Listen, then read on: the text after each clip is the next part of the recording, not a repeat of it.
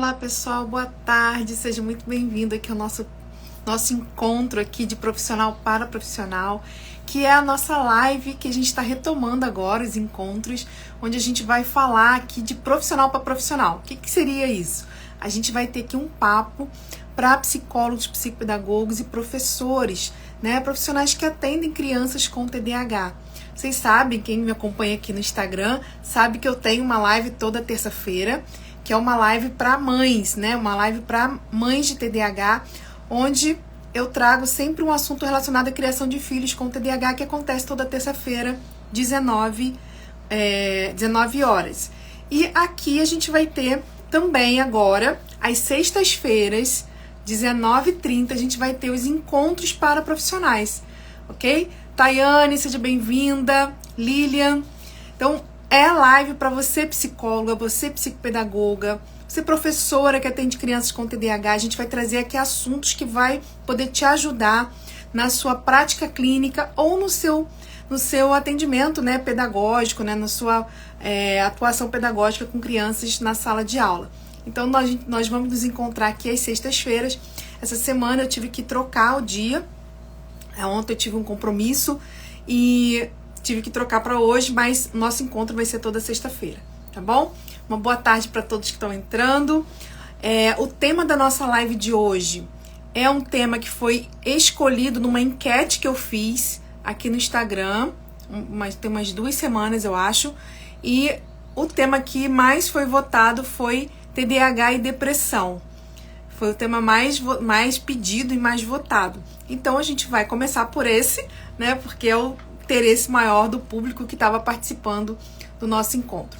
Você que é mãe de TDAH, tá entrando aqui na live. Essa live é uma live para profissionais, mas se você quiser ficar aqui, a minha linguagem, eu vou procurar sempre ter uma linguagem mais acessível possível.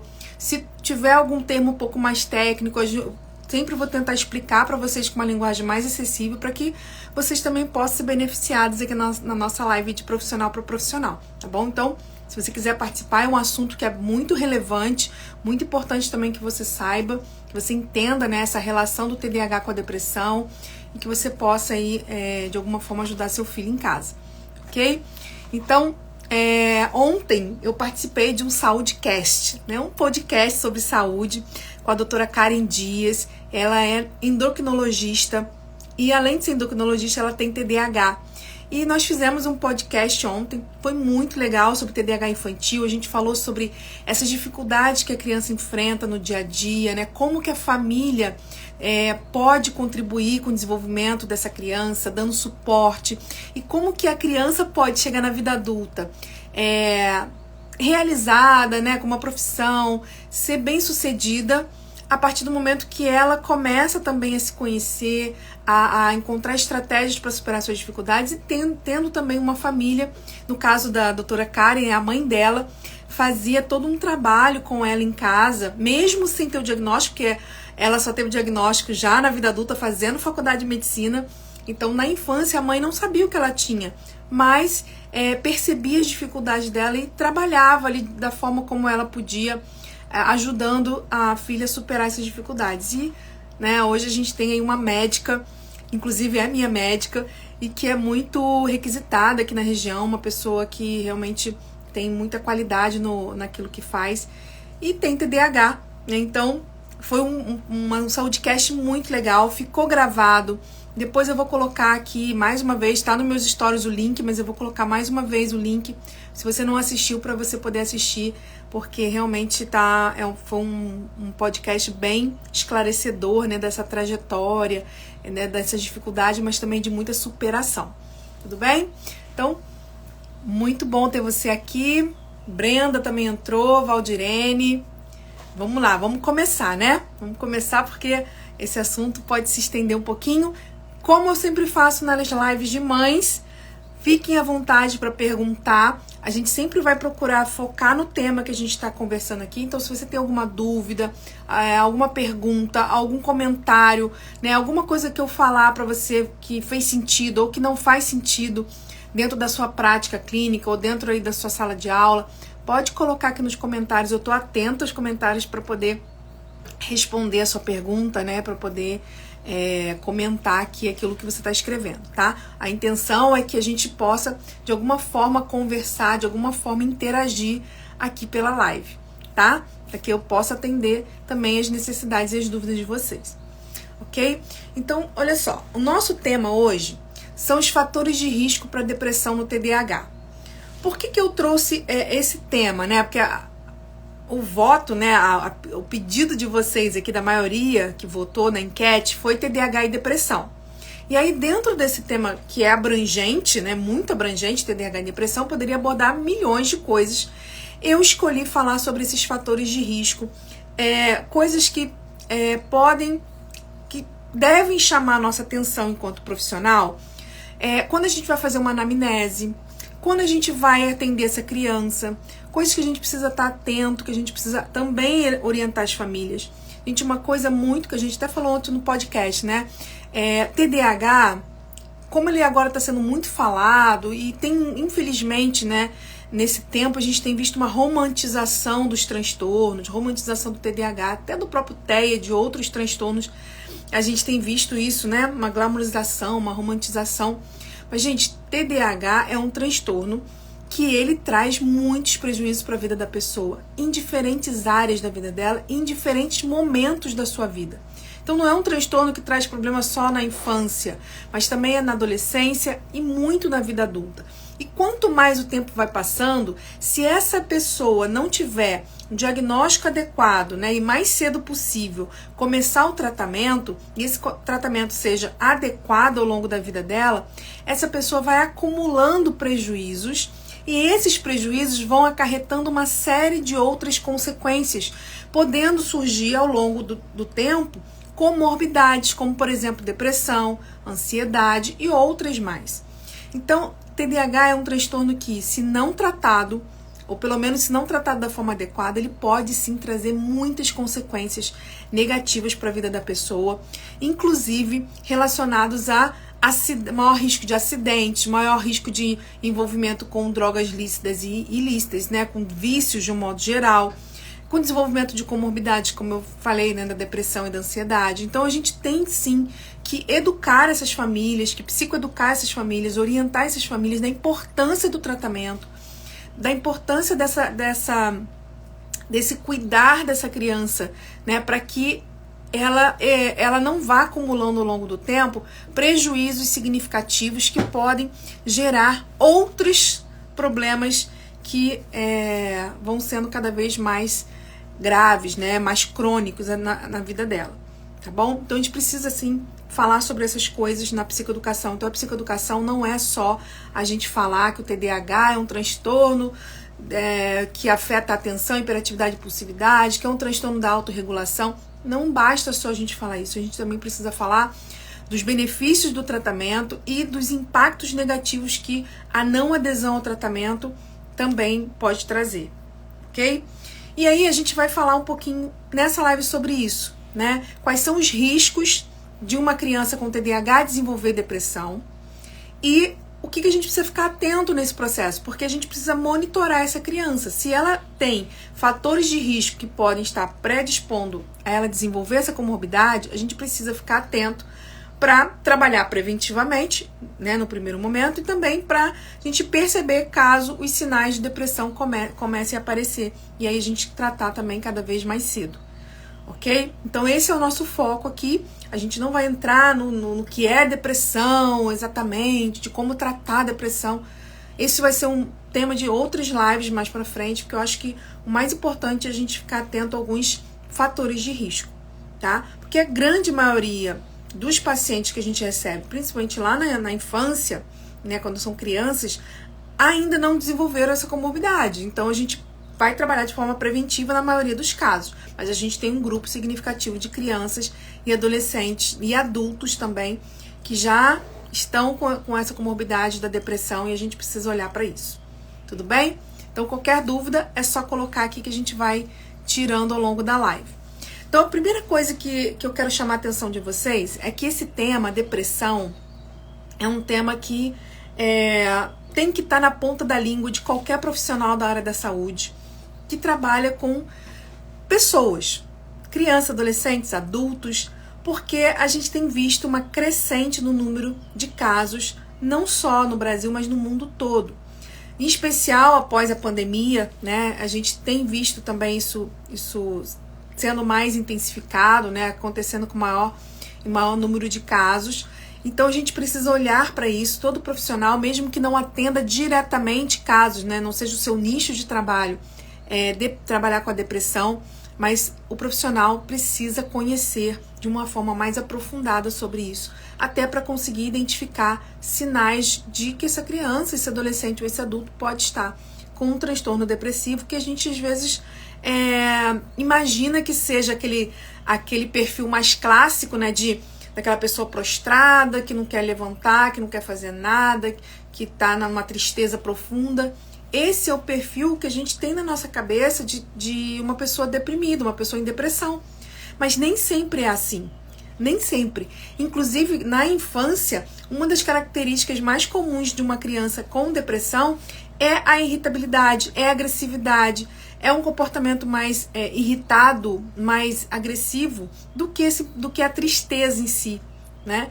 Então a gente precisa conhecer. Então você que atende adulto precisa saber sobre depressão, mas você que atende criança e adolescente também, porque a gente tem visto casos aumentando, não só na adolescência, mas na infância também acontecendo, tá? A gente tem aí mais ou menos uma taxa de 2,5% de casos de depressão na população de uma forma geral, né?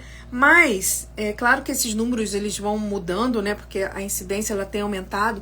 Mas quando a gente fala de crianças com TDAH, esse número aumenta, essa porcentagem aumenta para 20 a 35% dos casos. Então, isso significa que crianças com TDAH, elas têm 8 a 10 vezes mais chances de desenvolver depressão do que uma pessoa que não tem TDAH, do que uma criança que não tem TDAH.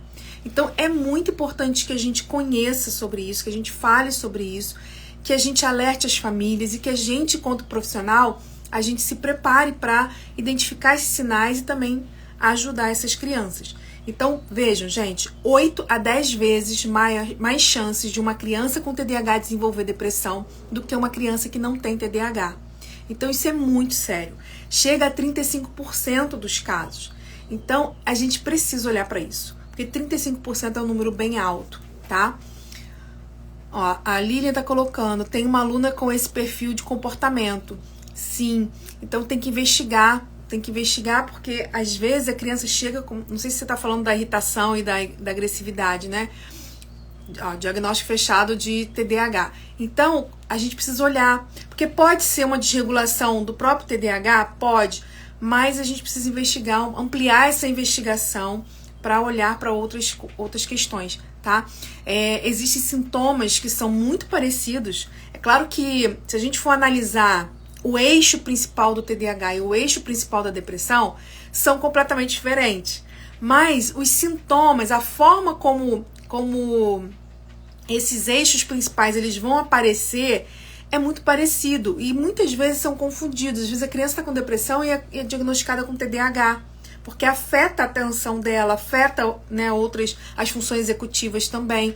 Como também a gente pode ter crianças com TDAH sendo diagnosticada com depressão, ou a gente pode ter as duas coisas juntas e não tá conseguindo enxergar as duas coisas, só enxergar uma. Entende? Então é muito importante no nosso processo de avaliação fazer uma boa avaliação, né, um bom diagnóstico diferencial, que é aquele diagnóstico que vai diferenciar os tipos de transtornos, e também a avaliação das comorbidades, para a gente identificar se está aparecendo mais de um junto, ok? E aí a nossa avaliação, ela não é somente quando a gente recebe a criança. Eu recebi uma criança com suspeita de TDAH, e aí eu vou fazer uma avaliação para fechar um diagnóstico. Ok, isso é uma avaliação. Eu tenho uma criança que chegou já com o diagnóstico fechado. Eu preciso fazer a avaliação mesmo assim. A minha avaliação não vai ser com objetivo de diagnóstico, mas eu preciso avaliar para entender esse caso, entender essa criança, entender tudo que está acontecendo com esse paciente que eu recebi. Agora, ao longo do processo, eu também preciso avaliar e reavaliar essa criança para monitorar principalmente os sinais, os fatores de risco de comorbidades, ok? Então, pensando que crianças com TDAH têm uma tendência maior, né, de 8 a 10 vezes maior risco de desenvolver depressão, a gente já pensa o seguinte: se eu atendo crianças com TDAH, eu preciso investigar sobre isso. Eu preciso ficar atenta a esses sinais de risco, de possível, né, desenvolvimento de uma depressão ao longo do processo. Porque senão a depressão pode se instalar e a gente não ter feito nenhum trabalho preventivo para isso. Ou a gente não conseguir identificar que isso está acontecendo, tá? E aí quando chega lá na vida adulta, é muito mais difícil a gente trabalhar. Por quê? Porque a criança vai acumulando aqueles prejuízos, o adolescente vai acumulando aqueles prejuízos. Quando chega na vida adulta, as coisas estão muito enraizadas na vida dela. A gente vai conseguir trabalhar, a gente vai conseguir tratar, sim, mas vai ser muito mais difícil do que quando a gente trabalha cada vez de forma mais precoce, tá? E aí, quando a gente está falando de TDAH e depressão, a gente tem 4 coisas importantes que a gente precisa falar. Porque uma pessoa, né, uma criança, um adolescente, que tenha TDAH e depressão, tem as duas comorbidades, né, os dois transtornos juntos, ela frequentemente vai ter muito mais prejuízos na vida dela, nas diferentes áreas da vida dela, do que se ela tivesse só o TDAH ou só a depressão. TDAH e depressão fazem com que essa pessoa tenha mais prejuízos, tenha prejuízos maiores na vida dela do que uma pessoa que só tem TDAH ou só tem a depressão. Então, é muito importante que a gente consiga identificar essas comorbidades e trabalhar o quanto antes para que a gente minimize esses prejuízos, tá? Uma outra questão é que o TDAH, por ter, né, aumentar, né, esse risco, que eu já falei, em 8 a 10 vezes aumenta o risco de desenvolvimento de depressão, é muito comum no TDAH essa depressão aparecer cada vez de forma mais precoce. Então não é aquela depressão que vai aparecer mais no final da adolescência, início da vida adulta. Essa depressão pode surgindo cada vez mais cedo. Então, crianças pequenas ainda, né, ainda na fase de infância mesmo, né, 8, 9 anos, já pode estar apresentando sinais de depressão. Por quê? Porque quando a gente associa depressão com TDAH, é uma tendência dessas comorbidades aparecerem cada vez mais cedo. Tá? Então a gente tem que ficar atento já na infância. A gente não vai ficar pensando em depressão lá no finalzinho, lá na adolescência. Não, na infância. A infância também, crianças também ficam deprimidas, crianças também têm transtornos depressivos, tá? Uma outra coisa importante que a gente precisa falar aqui, né, dentro dessa questão do TDAH e depressão, é que pessoas, né, crianças, adolescentes e adultos com TDAH e depressão associadas têm uma tendência maior, uma propensão maior a recaídas depois que o tratamento termina. Então, vamos lá, eu identifiquei que aquela pessoa tem TDAH e depressão, fiz todo o tratamento, melhorou, mas o TDAH, junto, né, com essa depressão, faz com que essa pessoa tenha maior chance de ter uma recaída depois. Então, é importante que, mesmo identificando precocemente, tratando, essa pessoa continue sendo monitorada nos seus fatores de risco, para que a gente evite, ou pelo menos identifique cada vez mais rápido, uma possível recaída nos sintomas da depressão, ok? Isso é muito comum também, então a gente tem que ficar atento para isso. E uma outra coisa que é importante, né, que é a quarta coisa, e eu acho que a gente precisa falar sobre isso, né, porque muitas vezes a gente tem esse tabu de falar sobre suicídio, sobre tentativa de suicídio, ideação suicida, e às vezes a gente só tem coragem de falar sobre isso lá em setembro, né? Setembro Amarelo, a gente acaba criando coragem de falar sobre isso, mas não, gente, é um assunto que a gente precisa falar. E quando a gente está falando de TDAH, a gente precisa falar muito sobre isso. Porque TDAH e depressão é como se fosse uma bomba relógio, né? Vamos pensar assim. Por quê? Porque quando a gente tem TDAH e depressão associado, a gente tem taxas mais elevadas de comportamento suicida. Maior sucesso nas tentativas de suicídio. E quando não tem sucesso, maior gravidade nessas tentativas. Então, é um assunto sério, é um assunto que a gente precisa falar e é um assunto que nós profissionais, porque a nossa live de hoje é de profissional para profissional, que nós precisamos ficar atentos nos nossos atendimentos. Meu paciente não tem depressão, tem TDAH, mas não tem depressão. Eu tenho que estar sempre monitorando os fatores de risco, monitorando para trabalhar de forma preventiva para que ele não venha desenvolver. Mas caso ele esteja apresentando os sinais, esteja apresentando essa comorbidade, a gente tem que ficar de olho nessas questões que eu estou falando, porque vai aumentar os prejuízos dessa pessoa, maior propensão à recaída depois do tratamento e também sobe e muito a taxa, né, de comportamento suicida, tanto de tentativas, no número de tentativas, e essas tentativas geralmente são cada vez mais graves, né? E também maior taxa no número de sucesso dessas tentativas. O que é o sucesso? É o suicídio em si, né? É quando o suicídio ele realmente tem um desfecho irreversível, tá? Então a gente tem que olhar para isso sim, monitorar, orientar as famílias, acompanhar isso muito de perto. Então, TDAH e depressão, vou falar aqui algumas estatísticas só para vocês ficarem um pouco mais atentos do quanto é importante a gente estar falando sobre isso. Aumenta a probabilidade de 3 a 4 vezes mais de uma pessoa pensar em suicídio. Então, se eu tenho TDAH e depressão, eu tenho uma probabilidade de cerca de 3,5% maior de pensar em suicídio, de 4,5% mais chance de fazer um plano específico de suicídio, 2,4% a mais de ter uma tentativa de suicídio e 6,7% a mais de chance de ter um sucesso, né, ter um desfecho de suicídio de irreversível. Então, não é uma coisa simples, né, que a gente está falando, é uma coisa séria. Não é à toa que foi o tema da live mais votada, porque eu acredito que é um desafio para todos nós que somos profissionais. Atender crianças com depressão já é um desafio para todo mundo, mas quando a gente está falando de depressão com TDAH, o desafio é muito maior, porque essas duas comorbidades juntas, elas trazem muitos prejuízos e muitas consequências que podem ser bem problemáticas, né, e difíceis da gente lidar. Então, a gente tem que ficar atento.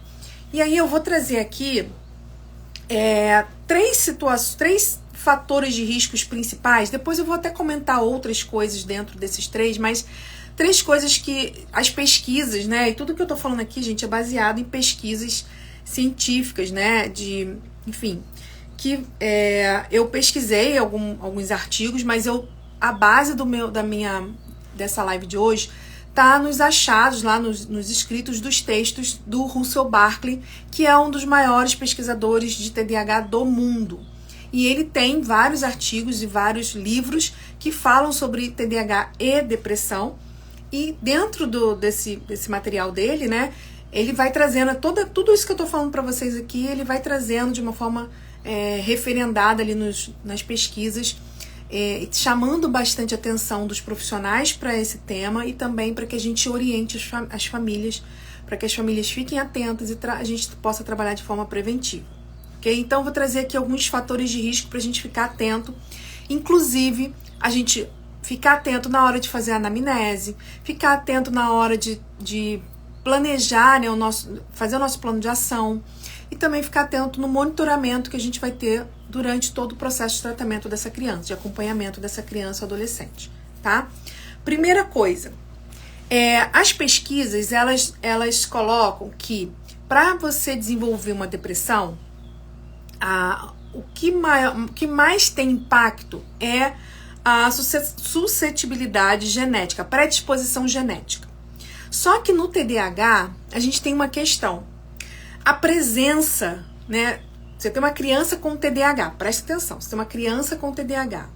Se no histórico familiar dela, principalmente se tiver relacionado aos cuidadores principais, pai e mãe, se no histórico familiar dessa criança que tem depressão, desse adolescente que tem depressão, tem um histórico familiar de TDAH e depressão, então vamos pensar, eu tenho uma criança, isso eu vou dar esse exemplo porque é comum eu ouvir de mães que essa situação existe, tá? Criança tem TDAH e a mãe tem TDAH e depressão, trata do TDAH e da depressão.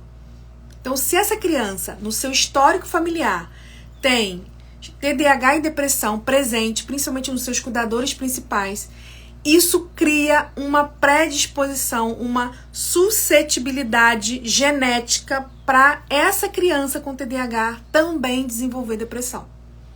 Então, isso é tão sério que a gente precisa olhar para isso quando a gente está lá, até no processo lá inicial de anamnese. Porque na nossa anamnese não tem lá um pontinho? Ah, alguém da família tem TDAH, alguém da família tem algum transtorno mental, não sei o quê. A gente precisa investigar. Essa mãe tem ou já teve, já teve depressão, já tratou, ou tem ainda, está em tratamento. Esse pai, a mãe nunca teve um diagnóstico de depressão, mas sempre teve. A mãe pode relatar, eu sempre tive uns altos e baixos, mas eu nunca fui procurar um profissional. Se a gente identificar isso, gente, se isso está presente na vida dessa criança, nessa história familiar dessa criança, a gente precisa olhar para esse caso com um olhar um pouco mais aprofundado, investigando melhor se essa criança já não está com essa comorbidade instalada e ninguém percebeu, ou trabalhar de forma preventiva porque ela já tem uma predisposição, ela já tem uma suscetibilidade genética para desenvolver a depressão. Então a gente tem que começar a trabalhar mais precoce possível, preventivamente, para que isso não aconteça. Oi, Rose, seja bem-vinda! Então, mais uma vez, se você tem um paciente com suspeita ou já com diagnóstico de TDAH e você identificou, e por isso é importante que você investigue, não negligencie a anamnese, gente. Às vezes eu vejo pessoas assim usando a anamnese só como uma ficha para ser preenchida e não sabe dali da anamnese o que puxa de importante para o TDAH, o que puxa de importante para outros tipos de diagnóstico. A gente precisa olhar para a anamnese, fazer a anamnese com muito cuidado, sem pressa, coletando o máximo de informações possíveis, porque essas informações vão ser preciosas pra gente, tá? Então, se eu tenho uma criança com TDAH que na história familiar dela tem depressão, e TDAH, a gente precisa cuidar dessa criança, porque ela aumenta a probabilidade dela ter TDAH, aumenta a suscetibilidade genética, a predisposição genética dessa criança desenvolver. E aí, a gente vai ter uma criança com uma suscetibilidade genética para desenvolver depressão, vivendo uma vida que vai ter muito mais experiências difíceis, né? Então a gente sabe que o TDAH tem muitas dificuldades, tem muitas experiências negativas, né? Porque essa criança ela acaba errando mais, esquecendo mais, sendo cobrada, sendo criticada, recebendo rótulos durante a vida. Ela tem sucessivas experiências de fracasso, porque ela não consegue terminar aquilo que ela começa, porque ela não consegue fazer as coisas do jeito que ela gostaria de fazer, do jeito que as pessoas cobram que ela faça. Então, essa suscetibilidade genética que essa criança vai ter, vai se manifestar de acordo com as condições dos eventos negativos crescentes que ela vai vivenciando ao longo da vida. As diferentes recorrentes fracassos que ela tem ao longo da vida, cobranças excessivas, rótulos que ela vai recebendo, né, coisas que ela vai ouvindo e que ela vai tentando dar conta e ela percebe que ela não dá conta. Então, tudo isso, toda essa questão ambiental, toda essa questão das experiências negativas que ela vai vivenciando e que cada vez vai ficando mais crescente na vida dela, vai, vamos dizer assim, provocar essa predisposição genética a desenvolver esse transtorno. Então, ela tem uma predisposição genética que, com um ambiente propício para isso, né, onde ela vivencia sucessivas experiências negativas de frustração e de fracasso, isso acaba gerando, provocando, né, ativando essa predisposição genética para que ela desenvolva essa depressão. Então, pessoas com TDAH, elas vivenciam muito mais eventos negativos durante a vida, estresse social, conflito familiar, exposição a situações de trauma, onde ela é, às vezes, envergonhada, onde ela é muitas vezes criticada, rotulada, e todo esse contexto que essa criança e esse adolescente vive vai sendo um terreno fértil para que essa predisposição genética possa, então, aflorar no transtorno da depressão, tá? Isso que eu tô falando aqui, gente, a gente chama de epigenética. O que é epigenética? Epigenética é um estudo mais avançado, um estudo mais atual, né? Que vai estudar essa relação da nossa carga genética, da nossa predisposição genética com os nossos genes, né? Com a influência ambiental. Então, quem tem mais peso é a genética ou é o ambiente? A epigenética vai estudar essa relação e vai entender que a gente precisa ter uma predisposição genética, e a gente tem várias predisposições genéticas para tudo. Tanto para doenças quanto para coisas positivas também, né? Eu tenho predisposição genética para ter a cor dos meus olhos, para ter a cor da minha pele, né? Para desenvolver determinadas doenças, outras não. Só que o ambiente, ele tem o poder de ativar ou desativar essa predisposição genética, esses genes que estão envolvidos aí nessas doenças, nesses transtornos ou em outras coisas da nossa vida que não necessariamente sejam negativas. Então, o ambiente, ele tem sim uma influência. Então, é uma relação, né? Por isso que eu tô falando aqui. A criança, ela precisa ter uma predisposição genética, mas o ambiente, ele vai ter um peso muito importante na medida que ele vai criar as condições ideais para que essa predisposição genética possa se materializar, né? Se manifestar através desse transtorno que é a depressão, tá? Então, olha o quanto é importante, né? Quanto é importante eu olhar para essa família, identificar isso, orientar essa família a buscar ajuda e tratamento. Você imagina você ter um filho com TDAH, com todos os desafios que a gente sabe do que é ter um filho com TDAH, e você, mãe, também ter TDAH e junto depressão. O quanto vai ser difícil para essa mãe supervisionar, monitorar, ser modelo de comportamento para essa criança, organizar a rotina dessa criança. Enfim, vai ser muito difícil para essa mãe. Então, a gente precisa também dar o suporte para essa família, porque senão a gente não consegue fazer com que as coisas avancem, porque o trabalho com TDAH não é um trabalho feito só dentro do consultório, 50 minutos com a criança. O trabalho com TDAH infantil é um trabalho que envolve principalmente a família. E se essa família não está em condições de dar o suporte que a criança precisa, essa criança vai acumular eventos, experiências negativas de fracasso, de frustração, de erro, de rótulos, de conflito, de estresse, e isso vai ser um terreno fértil para ela também desenvolver a depressão, tá? Ó, Rose falou que pegou uma menina com 9 anos com laudo.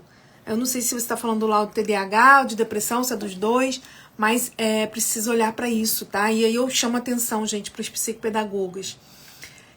Psicopedagogos são profissionais maravilhosos, eu também sou psicopedagoga.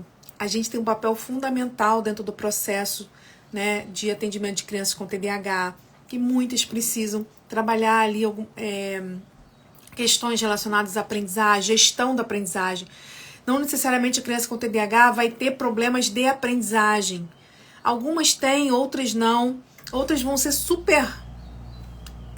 vão ter notas altíssimas na escola, mas muitas das crianças com TDAH vão precisar do psicopedagogo para trabalhar a gestão da aprendizagem. Porque às vezes elas não têm o resultado de acordo com o conhecimento que elas têm, porque elas não sabem gerenciar esse processo de aprendizagem, né? Só que a gente precisa ficar atento A gente não pode também trabalhar, primeiro que a gente não deve trabalhar sozinho, né? O tratamento TDAH deve ser multidisciplinar. Então, vários profissionais trabalhando juntos dentro das suas áreas de atuação, né? Então, assim, você detectou tudo isso que eu falei aqui, não é você que vai trabalhar a questão da depressão, você precisa orientar essa família e encaminhar para um psicólogo. Porque senão, gente, a gente acaba não dando conta, né? Ah, mas a família não vai ter como pagar, Mas assim, a gente vai ver que no final, a última coisa que eu vou falar sobre o tratamento, né?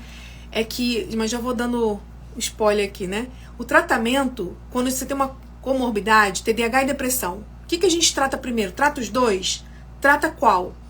Depende, vai depender. Se eu tenho uma criança onde a depressão está trazendo mais prejuízos que o TDAH, eu preciso entrar com um tratamento de depressão mais urgente. Então, se eu tiver que parar vamos pensar que é uma família que não tem condições financeiras de bancar todo o tratamento.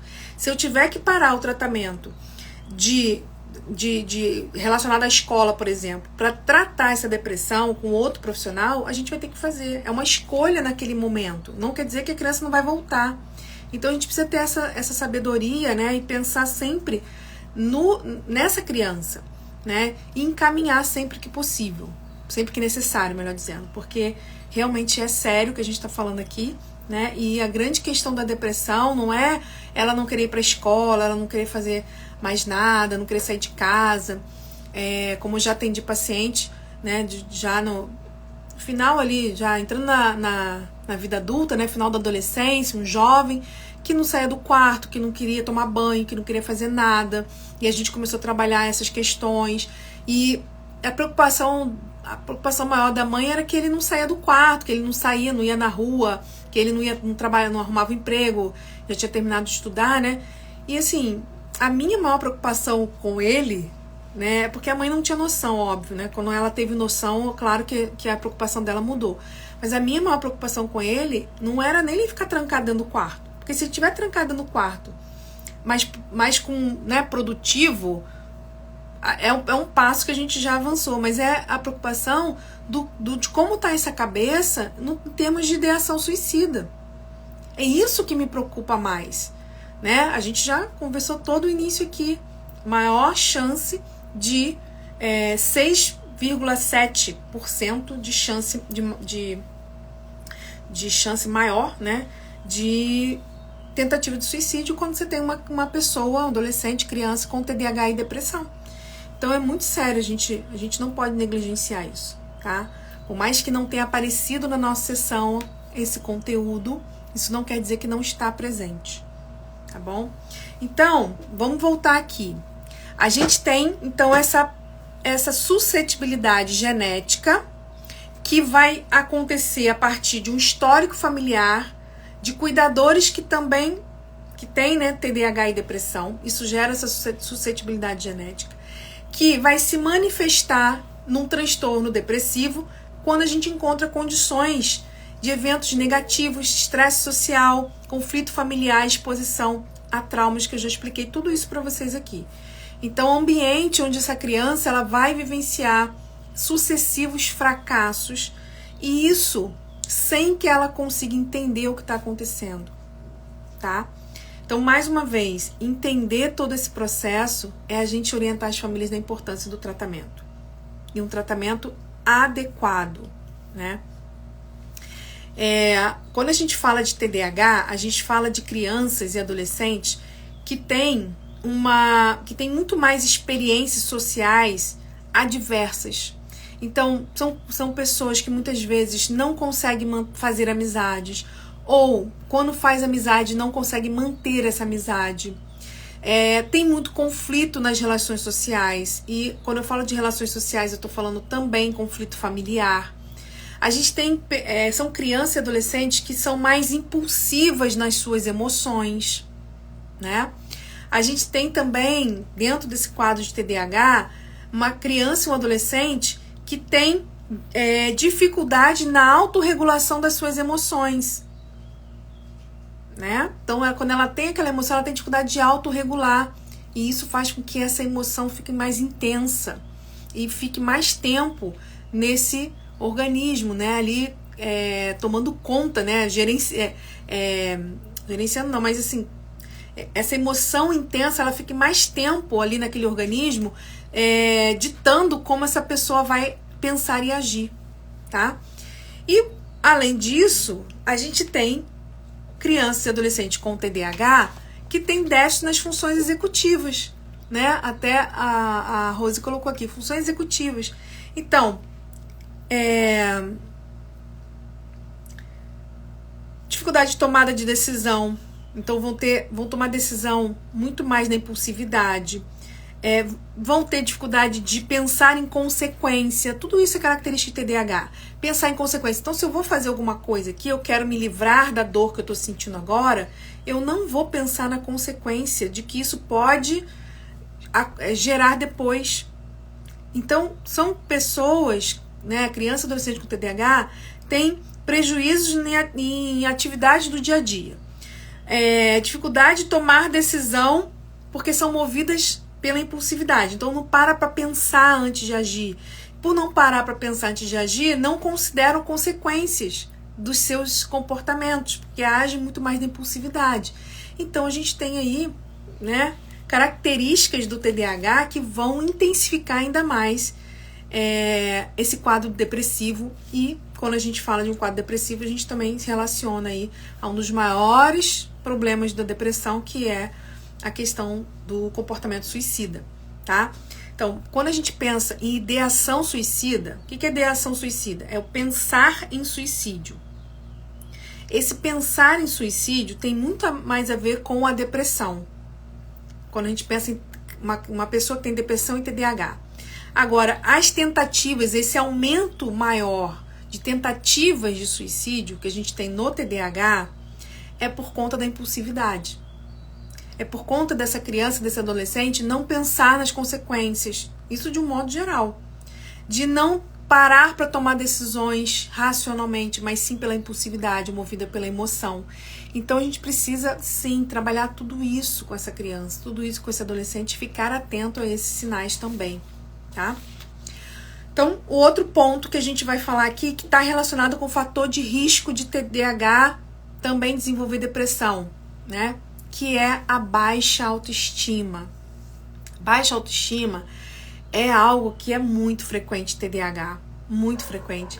Às vezes ela vem mascarada com um ar de superioridade, sabe? Sabe aquela criança que acha que ela é melhor em tudo, que parece que ela não tem noção de que ela não é nada daquilo que ela tá falando?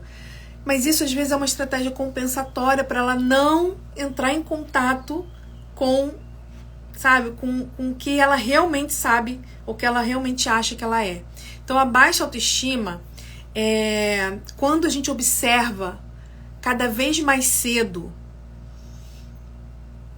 a gente precisa ter mais atenção. Quanto mais cedo, quanto mais no início da infância essa baixa autoestima estiver presente, isso é um marcador de risco potente para o desenvolvimento de uma depressão mais para frente. Então, quanto mais no início da infância a gente percebe essa autoestima, essa baixa autoestima, né, evidente, isso se torna um marcador de risco para desenvolvimento de depressão posteriormente. Então, gente, baixa autoestima, se você já identificou isso no seu paciente, se você está percebendo que isso está acontecendo, você tem que olhar para isso com muita atenção e trabalhar isso da forma adequada. E trabalhar baixa autoestima, gente, não é a gente falar que a criança é muito legal, que a criança, não, você é muito bom, todo mundo gosta de você. Não é assim. A gente melhora a autoestima de uma criança com TDAH, de um adolescente com TDAH, melhorando a sua performance. Porque quanto ela tiver sucessivos fracassos na sua performance, ela não vai melhorar a autoestima dela. Por quê? Porque ela vai olhar para a realidade e vai ver que realmente ela não consegue, que realmente ela não termina as coisas que ela começa, que ela erra muito, que ela é chamada atenção, que ela não dá conta. Entendeu? Então, não adianta só a gente trabalhar a autoestima naquele naquela conversa, né, de que não, você é muito especial, você é bonita, você é isso, você é aquilo. Não, a autoestima precisa ser trabalhada no TDAH de forma prática, melhorando a performance, porque quando você melhora a performance, você melhora a percepção que ela tem dela mesma, ok? E aí a gente vai trabalhar essa autoestima dessa criança. Então, mais uma vez, durante o seu processo de atendimento, você percebeu que a sua criança, o seu paciente, está com baixa autoestima, isso é um sinal de alerta. Quanto mais cedo essa baixa autoestima estiver presente na vida do seu paciente, quanto mais no início da infância, mais é fator de risco para uma depressão posterior, tá? E aí vai necessitar da gente um trabalho mais intenso, preventivo, né? E também monitoramento clínico dessa criança, tá? Monitoramento clínico, ok? Se a gente percebe essa criança com essa baixa autoestima que já está afetando o seu prazer em fazer as coisas, né? Coisas do dia a dia que ela tinha prazer, ela está perdendo esse prazer que a gente chama de anedonia, né? Que é a perda de prazer nas coisas do dia a dia que antes ela tinha prazer. Essa criança, a autoestima dela tá tão baixa que ela começa a perder prazer nas coisas do dia a dia. As coisas do dia a dia não tem mais o mesmo brilho, ela não tem mais a mesma vontade de fazer as coisas que ela fazia, né? Isso é sinal de risco, isso é um marcador importantíssimo de risco de depressão mais pra frente. Então essas crianças precisam de monitoramento clínico, tá? Então, mais uma vez chamar a atenção das psicopedagogas. Você, psicopedagoga, tá lá atendendo o seu paciente, tá fazendo um trabalho lá com ele, né, voltado à gestão da aprendizagem e tudo mais. Se você tá percebendo que seu paciente tem uma questão de autoestima, que a autoestima dele é baixa, encaminha para um psicólogo. Encaminha para um psicólogo. Não atenda essa criança sem que você converse com a família, oriente, explique, mostre todos os riscos que isso tem para a vida dela e encaminhe essa criança para o psicólogo para fazer um monitoramento clínico, ok? Porque por mais que você, psicopedagoga, possa fazer um trabalho maravilhoso, e você vai fazer um trabalho maravilhoso, essencial, indispensável, existem profissionais que são mais capacitados e têm uma função mais específica para trabalhar com isso, tá? E a gente trabalhar junto é a melhor forma de conseguir ter melhor resultado, ok? E por último aqui, quero chamar a atenção também. Se você está atendendo uma criança e percebeu que essa criança com TDAH começou a apresentar sintomas de depressão de uma forma relativamente rápida, né? Começou um início ali meio que parece que não tinha um motivo, você estava monitorando, mas não tinha ali um sinal muito claro antes. De repente, essa criança começou a apresentar sintomas muito rápido de depressão. Se esse início foi um início mais repentino, fique atento de que essa pessoa, essa criança, esse adolescente pode estar sendo vitimizada de alguma forma. Se você tá atento a tudo isso que eu tô falando aqui, tá monitorando, tá trabalhando de forma preventiva, né? Tá trabalhando na autoestima dessa criança, tá trabalhando na performance dela para melhorar as experiências positivas, experiências de sucesso dela, tá trabalhando a questão da família, tudo direitinho. E de repente essa criança, de uma forma relativamente rápida, sem você muito conseguir entender do porquê daquilo, ela começou a apresentar depressão. Fique atento, porque essa pessoa pode estar sendo vitimizada de alguma forma. E aí, de que forma? Primeiro, bullying. A gente precisa investigar se essa criança está sofrendo bullying, que é muito comum também crianças com TDAH sofrerem bullying. Então a gente fica atento, porque isso pode ser um fator que está desencadeando a depressão de forma mais rápida, tá? Abuso físico, sexual ou emocional também. Então essa criança pode estar sofrendo algum tipo de abuso, pode estar sofrendo bullying, ela pode estar sendo vitimizada de alguma forma, que isso vai então justificar o porquê que de repente, né, não é tão de repente assim, mas de uma forma mais rápida, relativamente rápida, o início da depressão aconteceu, E a gente precisa ficar atento, investigar, tá? Porque pode ter essas questões. E antes da gente caminhar aqui pro final, e eu já deixo aí aberto se vocês quiserem fazer alguma pergunta, eu quero mostrar aqui, que tem a ver com a questão da autoestima, né? Mostrar aqui pra vocês um gráfico, né? Que eu sempre mostro nas minhas lives, quando eu falo de depressão, de ansiedade, quando eu falo de rótulos, quando eu falo de baixa autoestima, que eu chamo de ciclo vicioso da baixa autoestima. O que é esse ciclo vicioso da baixa autoestima? Que pode gerar, né, que pode ser um marcador aí de depressão, como a gente já falou aqui. É um ciclo vicioso que é instaurado na vida dessa criança, que faz com que a baixa autoestima ela se torne crônica na vida dela. E se tornando crônica, ela vai predispor ainda mais essa criança a desenvolver comorbidades, como por exemplo a depressão e também a ansiedade, tá? Eu vou explicar para vocês como funciona, para que vocês consigam visualizar aqui na imagem. Eu vou tirar o celular aqui rapidinho, para mostrar aqui para vocês. Eu vou virar aqui minha câmera, tá? Ó, eu sempre mostro, né, essa imagem porque eu acho fácil da gente entender. Então, o ciclo vicioso da baixa autoestima. Vamos lá. A gente tem crianças, vamos pensar, crianças e adolescentes com TDAH, que têm mais dificuldades no seu dia a dia. Lembra? A gente falou que são crianças que têm mais dificuldade de tomar decisões, são mais impulsivas, cometem mais erros, né, trocas, esquecimentos, etc. Que experimentam mais fracassos nas suas atividades. São crianças que têm várias dificuldades no seu dia a dia. Isso faz com que as pessoas que convivem com essa criança, que não estão entendendo o que está acontecendo e não entendem que essa criança precisa de ajuda e não de castigo, né? Faz com que esses adultos começam a fazer uma cobrança excessiva dessa criança. Então começa a brigar, a chamar atenção, a corrigir, a colocar rótulos nessa criança, a dizer que ela não consegue, que tudo que você começa você larga. Eu não vou mais te botar no futebol não, porque eu já te botei na natação e você não foi. Já te botei não sei aonde e você largou na metade. Então essa cobrança excessiva, gente, porque cobrança a gente vai fazer, não tem jeito. A gente, né, não tem como a gente evitar cobrar. Não estou dizendo que a gente não vai cobrar da criança, que a gente não vai, né, ter ali as obrigações e responsabilidade dela, não é isso. Mas essas cobranças excessivas, em cima dessas dificuldades que a criança não consegue dar conta sozinha, cobrança excessiva sem ajuda, sem suporte, e geralmente é uma cobrança que vem com um caráter depreciativo, né, de rótulo, burra, preguiçosa, enfim, chata, não sei, insistente.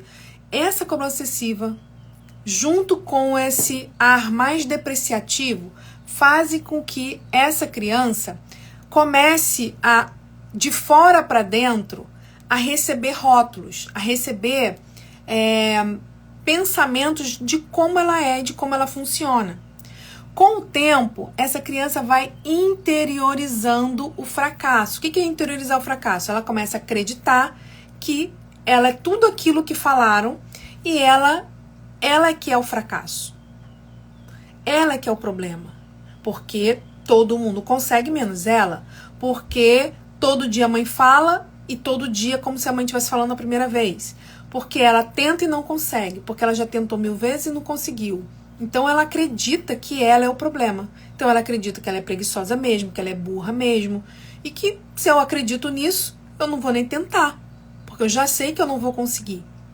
Então essa interiorização do fracasso, ela vai gerando o quê? E aí as psicólogas de plantão que estão aqui na live, que trabalham com a TCC, né, terapia cognitivo-comportamental, a gente trabalha com o quê?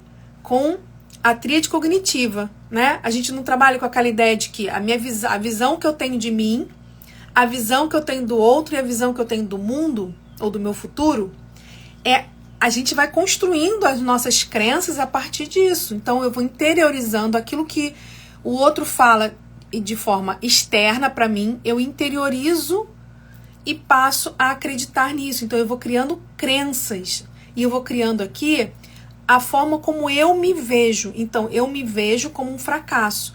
Eu me vejo como alguém que não consegue fazer. Eu me vejo como uma criança que ninguém gosta de brincar. Eu me vejo como uma criança que está todo mundo brigando o tempo todo. Eu me vejo como uma criança que as pessoas não amam. Porque as pessoas não querem ficar perto, só ficam brigando comigo. Ou eu vejo as outras pessoas como pessoas que são pessoas que vão estar o tempo todo me brigando, que vão me botar de castigo, que estão contra mim. Então, essa interiorização, essas crenças que vão sendo formadas, e essa interiorização, né, de quem eu sou, de como eu me vejo, é a base da nossa autoestima. E se eu interiorizo crenças disfuncionais, né, mais negativas, se eu começo a me ver de uma forma mais negativa, depreciativa, eu não vou desenvolver uma boa autoestima, eu vou desenvolver uma baixa autoestima, ok? E uma criança adolescente com baixa autoestima, com certeza vai ter as suas dificuldades ainda mais intensificadas. Porque ela vai acabar nem tentando mais fazer. Ela já acredita que não vai conseguir. Então ela realmente não consegue.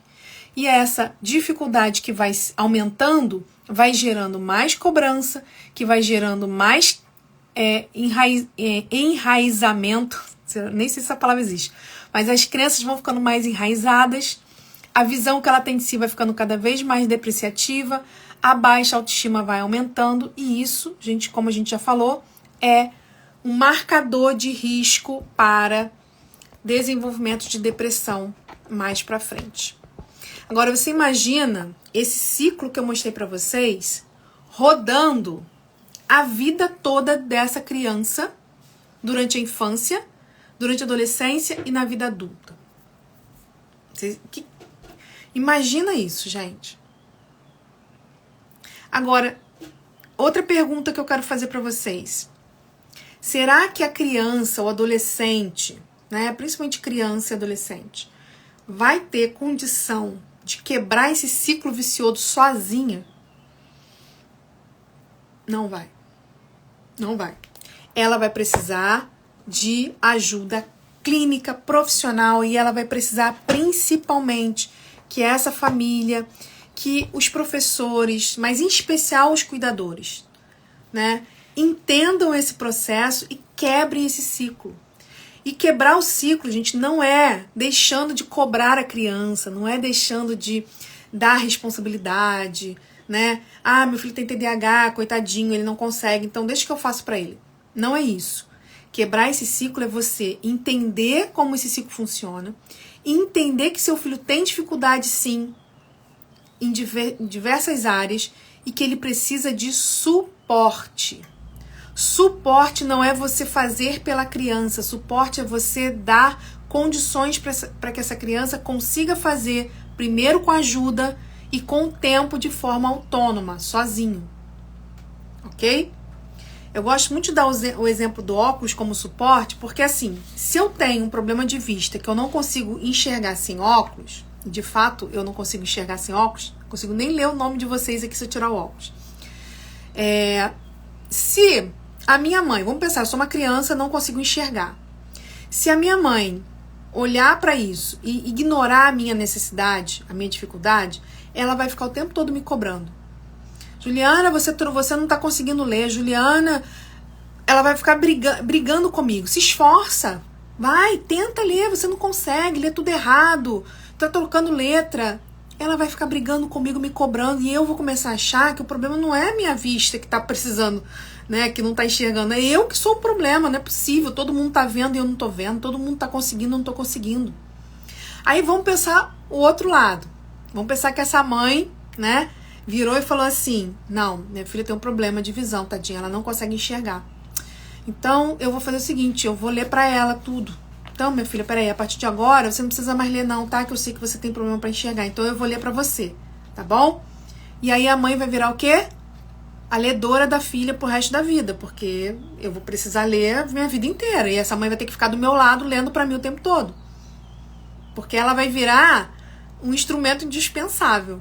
Agora, vamos pensar se essa mãe me leva no médico, no oftalmologista, faz a avaliação, descobre que eu tenho problema na vista, e o tratamento é colocar óculos. E aí a mãe vai lá e compra o óculos, e eu coloco o óculos, e com o óculos eu consigo enxergar. Isso aqui é o suporte. É aquilo que a gente vai oferecer para a criança, para que ela consiga fazer aquilo que ela precisa fazer, sem depender do outro. Porque eu não posso depender da minha mãe para sempre para ler para mim, porque ela não vai estar do meu lado para sempre, em tudo. Eu preciso conseguir ler. Ou eu vou ter que, vamos imaginar que o óculos não seja a solução, que eu seja cega mesmo. Eu vou ter que, sei lá, aprender braille, não sei, alguma coisa que me dê autonomia, né, na leitura. Ou eu vou aprender braille, ou eu preciso, se eu tiver que ter uma, como é que se diz? Um recurso aqui de um ledor eletrônico para ler para mim as coisas, né? E eu ouvir, enfim, alguma coisa que vai me ajudar a ter acesso àquela leitura de uma forma mais autônoma, só que dentro das minhas necessidades. A mesma coisa é o TDAH. O suporte é isso. É aquilo que a criança tem dificuldade, eu vou oferecer o suporte.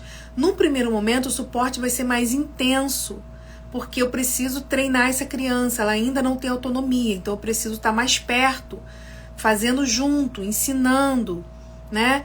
Depois, com o tempo, isso vai se distanciando, eu vou me distanciando dessa criança, porque ela vai tendo condições de usar aquele suporte sozinha, ok? É a mesma coisa, eu estou ensinando braille para alguém. Braille é aquele sistema de leitura tátil, né, para quem é cego. Então, se eu estou ensinando braille para alguém, num primeiro momento, eu vou estar ali muito pertinho dessa pessoa, porque ela ainda não sabe ler em braille, não sabe escrever em braille, então eu tenho que estar ali muito perto, né, ensinando cada letrinha, cada ponto e tal, parará. Depois, essa criança já vai começando a aprender a fazer, eu já vou estar monitorando, supervisionando um pouco mais de longe, até que ela consegue aprender e eu não preciso ficar tão agarrada com ela. Assim, a mesma coisa quando a gente fala das habilidades para o TDAH, ok? E aí a gente quebra esse ciclo. A gente quebra esse ciclo vicioso da baixa autoestima, que é seríssimo quando a gente está falando aqui de propensão para o TDAH.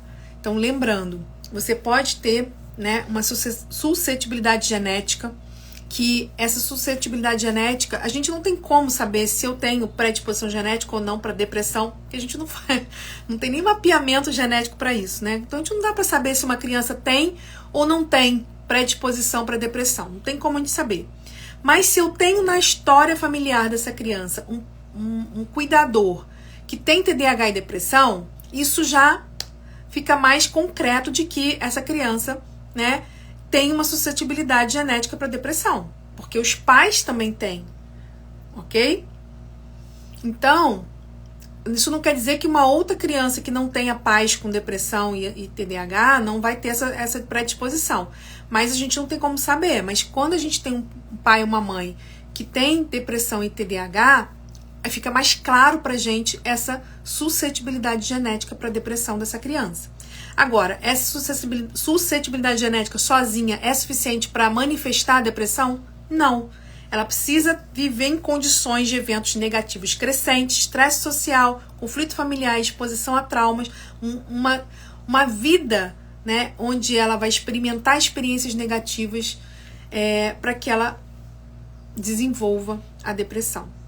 E uma das coisas mais significativas que a gente vai ver é a baixa autoestima, porque a baixa autoestima é um reflexo de todo esse descompasso, essas dificuldades, essas experiências negativas que essa criança vivencia de forma recorrente ao longo da vida, que impacta diretamente na autoestima e fica um sinal ali mais claro de que, ó, tem aqui um ponto que já está, é como se fosse um ponto inicial.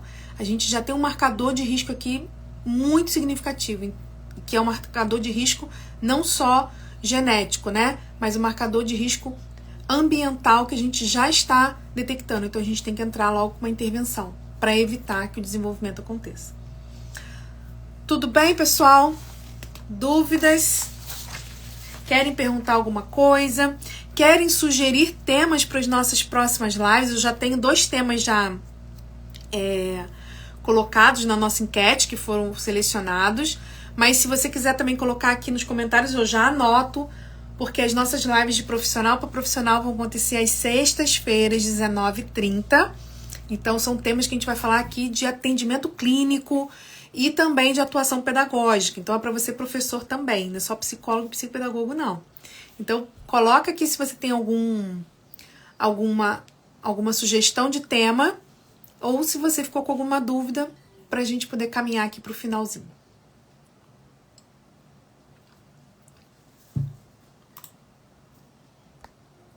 Lembrando que toda terça-feira nós temos a nossa live, nosso Papo de Mãe TDAH, 19 horas aqui no Instagram.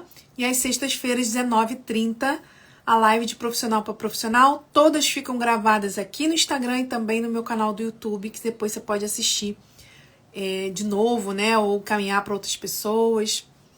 Tudo bem? Podemos encerrar então? A nossa próxima live, se eu não me engano, vai ser sobre alguma coisa relacionada a estudo. Se eu não me engano, foi esse. Ó, tô perguntando aqui, como lidar com adolescentes que têm pensamentos suicidas? Aí, Michelle, olha só, eu não vou conseguir aqui te explicar exatamente porque isso é um protocolo que demanda várias medidas, não é uma medida, são várias medidas.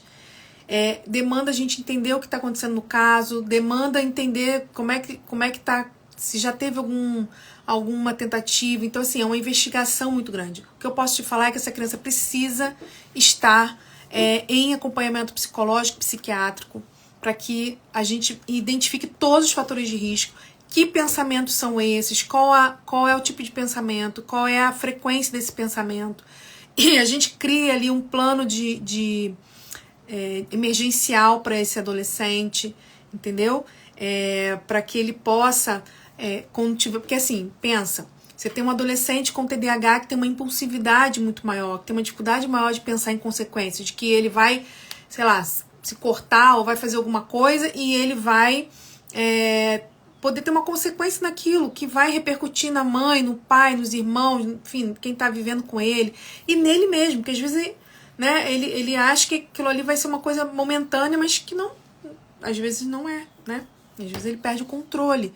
Então, a gente precisa criar planos de emergência, né, para esse adolescente, para que ele, quando ele tiver, conseguir identificar esse pensamento, entender que esse pensamento é só um pensamento, né?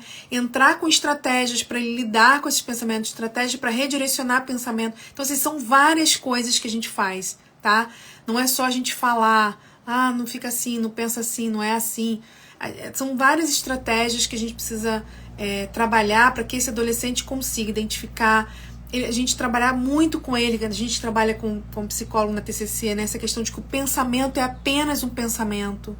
Eu não preciso seguir o que esse pensamento me diz, né? Eu posso usar uma estratégia compensatória ali para poder lidar com a emoção que está mais, né, abrangente, mais ali intensa.